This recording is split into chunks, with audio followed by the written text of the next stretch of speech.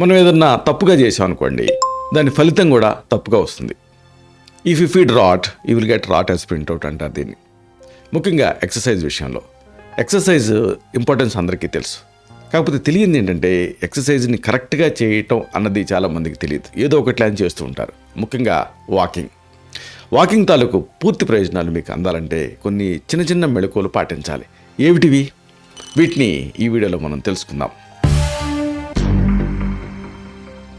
మిత్రులారా నమస్కారం, నేను మీ డాక్టర్ చిరుమామిళ్ళ మురళీ మనోహర్.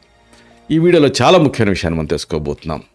కరెక్ట్గా వాకింగ్ ఎలా చేయాలి, దీనికి సంబంధించి చిన్న చిన్న టిప్స్ కొన్ని ఉన్నాయి, వీటిని తెలుసుకుందాం. చూడండి, మనం ఆరోగ్యంగా ఉండాలంటే సరైనటువంటి ఆహారం ముఖ్యం, దాంతోపాటు సరైనటువంటి ఎక్సర్సైజ్ కూడా ముఖ్యం.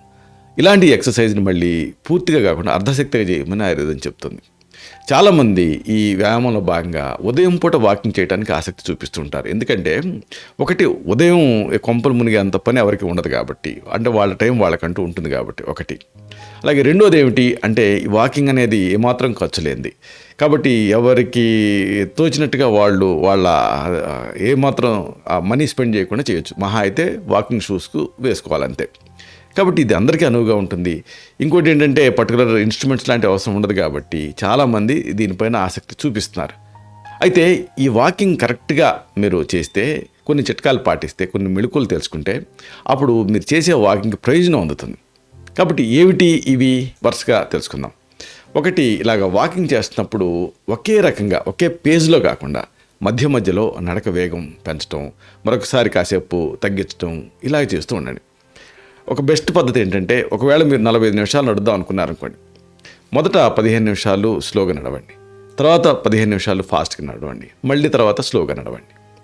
అప్పుడు వామప్ లాగా ఉంటుంది, అలాగే స్లో డౌన్ కూడా అవుతారు. ఇలాగా నడక వేగాన్ని పెంచుతూ ఉండాలి.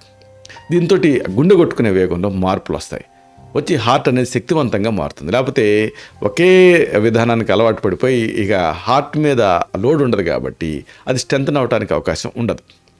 అలాగే మరొకటి, వాకింగ్ చేస్తూ ఉంటారు కదా, అప్పుడు చేతుల్ని స్థిరంగా కాకుండా కాస్త వేగంగా ఊపుతూ నడవండి. అప్పుడు ఒకటి, క్యాలరీలు ఎక్కువ ఖర్చు అవుతాయి, రెండు, ఆ చేతులు భుజాలు ఇవన్నీ కూడా బలంగా మారతాయి. ఇంకొకటి, మీరు వాకింగ్ వెళ్ళాలి అనుకున్న ఆ ట్రాక్లో కాస్త ఎత్తు పల్లాలు ఉండేలాగా చూసుకోండి. అంటే మెట్ట పొలాలు ఉంటూ ఉండాలి. అప్పుడు ఏం జరుగుతుంది అంటే ఎత్తెక్కేటప్పుడు అదనపు స్ట్రెయిన్ పడుతుంది గుండె మీద.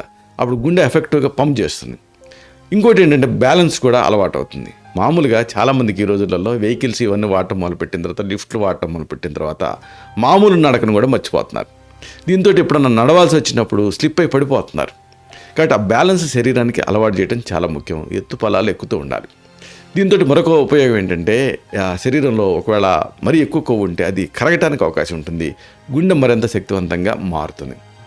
ఇంకొకటి, మీరు వాకింగ్ చేసేటటువంటి ట్రాక్ అంటే ఆ ఏరియాలో పార్కులు, చెట్లు ఇలాంటివి ఉండేలాగా చూసుకోండి. అంటే అలాంటి ప్రాంతాల్లో మీరు వాకింగ్ చేయండి, ఎంచుకొని.